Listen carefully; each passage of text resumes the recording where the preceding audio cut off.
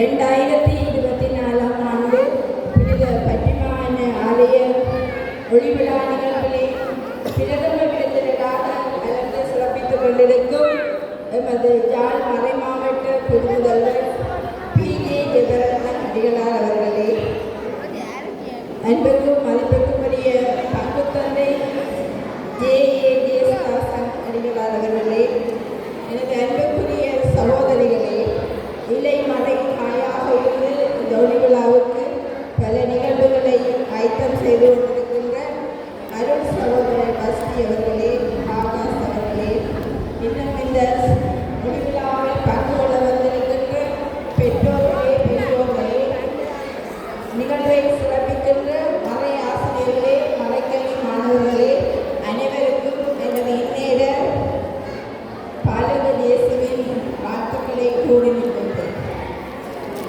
இப்பொழுது யாருமே என்னுடைய உரையை போட்டதற்கு ஏற்ப பேச வேண்டும் இருப்பதற்கு இருக்கின்றேன். அன்பாக கேட்குமாறு கேட்டுக்கொள்கிறேன். ஒரு அழகிய அழகான கிராமம், இயற்கை வளம் நிறைந்த ஒரு சிற்றூர். அந்த ஊரிலே யாருமே ஒளியை காணவில்லை. ஒளி என்று சொல்லும்போது இந்த மின்சாரத்தை அவர்கள் காணவே இல்லை. உப்பிலாமிலும் அரிக்கல்லாமிலும் தங்களுடைய நாளாந்த சிறியத்தை அனுபவித்துக் கொண்டு வந்த கிராம மக்கள். ஆனால் அவர்களுக்கு ஒரு ஆசை இருந்தது, தங்களுடைய ஊருக்கும் ஒரு மின்சாரம் வர வேண்டும், தங்களுடைய வீடுகளெல்லாம் ஒளிமயமாக இருக்க வேண்டும் என்று நீண்ட நாள் ஆசையோடு காத்திருந்தார்கள். அதற்கான ஆயத்தங்கள் நடைபெற்றுக் கொண்டிருந்தது. ஆனால் மின்சாரம் கிடைக்கவில்லை. திடீரென்று ஒரு நாள் அந்த கிராமத்திற்கு மின்சாரம் கொடுக்கப்பட்டது.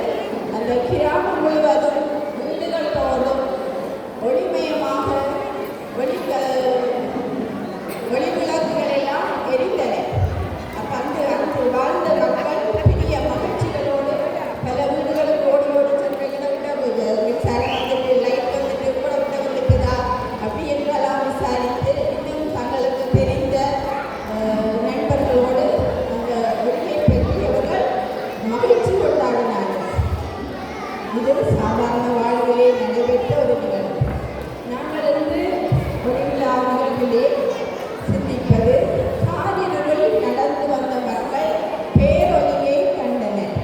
அந்த காரிலிருந்து சிந்திக்கும் போது அந்த கிராமத்தில் தான் நான் யோசிக்கின்றேன். அந்த கிராம மக்கள் எவ்வாறு அந்த இருளுக்குள் வாழ்ந்தார்களோ, எவ்வாறு ஒளியை கண்டு மகிழ்ச்சி அடைந்தார்களோ, அதை எவ்வாறெல்லாம் நம்முடைய உறவுகளோடு நண்பர்களோடு பகிர்ந்து கொண்டார்களோ, அவ்வாறே இயேசுடைய வருகையும் காரியங்களில் பாவைகளில் வளர்ந்து வாழ்ந்த மக்களுக்கு ஒளியாக இறைமகன் இயேசு வந்தார். அவரை அனுபவிக்க நாங்கள் எவ்வாறு தயாராக இருந்தோமா என்பதை நாம் சிந்திக்க வேண்டும். இருப்பினும் அந்த ஒளியாகிய இயேசுவை நாங்கள் கர்த்தருளாவில் கொண்டாடி மகிழ்ந்தோம். நாளாந்தம் நமது வாழ்விலும் அந்த ஒளியாகிய இயேசுவை அன்போடு வரவேற்று நாமும் இருளை விட்டு ஒளிக்குள் வாழவும், ஒளியாகிய இயேசுவை நாளாந்தம் நாமும் அனுபவித்து நம்மோடு வாழ்வர்களோடு அந்த ஒளியை பகிர்ந்து மகிழ்ச்சியாக இந்த நத்தார் காலத்திலே